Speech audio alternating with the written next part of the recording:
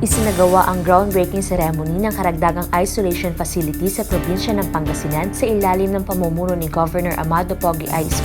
III na isinagawa sa Pangasinan Provincial Hospital. Ang nasabing isolation facility ay karagdagang pasilidad at paghahanda na rin sakaling dumami pa ang nahawa sa COVID-19 o sa iba pang infectious diseases. Pinasayaan natin ang ating pong bago pong itatayong isolation facility. Ito po ay 28 beds na para po sa ating pong karagdagang mga magiging positibo na kaso po ng COVID-19 at in preparation din po dito sa mga re-emerging diseases na mga infectious cases sa mga darating po na mga panahon. To hindi ho natin hinahangad, subalit tayo po ay naghahanda nang sa ganun po may mapaglalagyan tayo ng mga kaso natin sa mga darating po na panahon.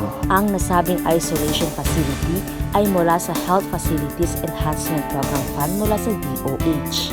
Patuloy pa rin at hindi tumitigil sa paghanda ang provincial government sa mga bagay na makakatulong sa ating mga kababayang Pangasinense. Tulad na lamang ng Molecular Diagnostic Laboratory kung saan meron na itong license to operate mula sa DOH. Samantala, ang blood bank naman ay maaari na mag-umpisa ang operation at makapagbigay ng sapat na supply ng dugo sa mga Pangasinense na nangangailangan. Binindisyonan ni Reverend Father Wilfredo Pinullar ang nasabing groundbreaking ceremony. Pinangunahan naman ito nila Board Member Jeremy Rosario, Provincial Health Officer Maria Ana Perez de Guzman, Provincial Engineer Antonieta de los Santos, PPH Chief of Hospital Aurelio Carino, mga ilang doktor at mga ilang empleyado sa hospital.